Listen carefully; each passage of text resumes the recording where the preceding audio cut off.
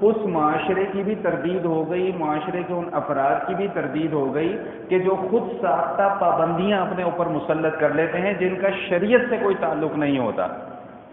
مثال کے طور پہ جیسے یہ سفر کا مہینہ چل رہا ہے، اس سفر کے مہینے کے حوالے سے بھی ہم نے بہت ساری پابندیاں، محرم کا مہینہ ہو، سفر کا مہینہ ہو، ہم نے بے شمار پابندیاں اپنے اوپر مسلط کر لی ہیں جن کا شریعت سے کوئی تعلق نہیں ہے۔ شادی نہیں کرنی، خوشی نہیں منانی، یہ غم کا مہینہ ہے، یہ سوگ کا مہینہ ہے، یہ بلائیں اترنے کا مہینہ ہے، یہ مصیبتوں کا مہینہ ہے، یہ فلاں کا مہینہ ہے، جو شادی اس میں کی جائے گی وہ صفر ہو جائے گی، اس کا کوئی نتیجہ نہیں نکلے گا۔ تو میں تو ہمیشہ یہ عرض کیا کرتا ہوں کہ جو شادیاں محرم اور سفر کے علاوہ ہوتی ہیں تو کیا وہ شادیاں ناکام نہیں ہوتی؟ جی اگر کسی نے اس مہینے میں شادی کر لی تو اس کے بچے جو ہیں وہ معذور پیدا ہوں گے یا اولاد نافرمان پیدا ہوگی، تو جو بچے محرم اور سفر کے علاوہ پیدا ہوتے ہیں کیا وہ سارے کے سارے 100% فرما بردار ہیں؟ کیا وہ ساری کی ساری 100% نیک اولاد ہے؟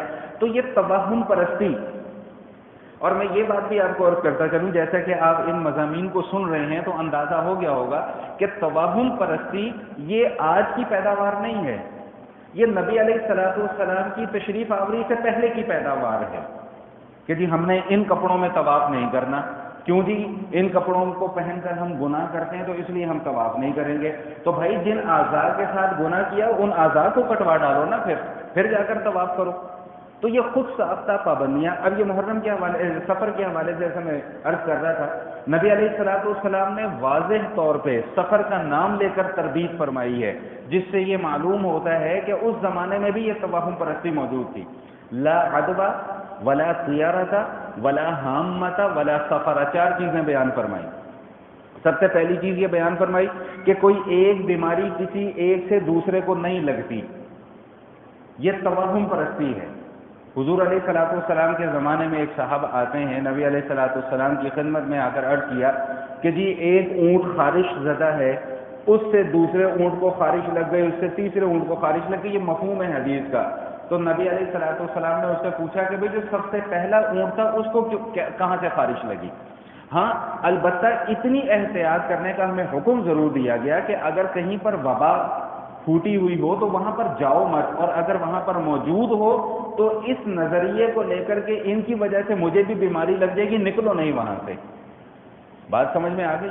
حضرت عمر رضی اللہ تعالیٰ عنہ کے زمانے میں ایک لشکر کے ساتھ کہیں تشریف لے جا رہے تھے تو پتہ چلا کہ جی وہاں پر طاعون کی وبا پھیلی ہوئی ہے، تو حضرت عمر رضی اللہ تعالیٰ عنہ نے وہیں سے واپسی کا ارادہ کر لیا۔ تو بعض صحابہ نے عرض کیا کہ حضرت امیر المومنین کیا ہم تقدیر سے بھاگ رہے ہیں؟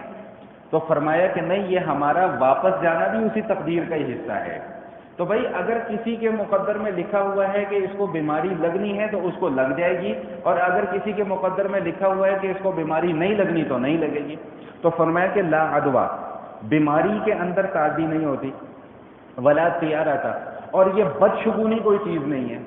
ہمارے یہاں اس حوالے سے بھی بہت سارے توہمات پائے جاتے ہیں، کالی بلی سامنے سے گزر جائے گی، لو جی اب سفر نہیں کرنا، جوتی الٹی رکھی ہوئی ہے تو اس کا منہ اللہ کی طرف ہو رہا ہے۔ ویسے ایک بے ادبی والی چیز ہے، برا لگتا ہے، طبیعت کو ناگوار، لیکن اس سے یہ مفہوم اخذ کر لینا کہ جی جوتی کا منہ اللہ کی طرف ہو رہا ہے، عجیب عجیب سی بات ہے۔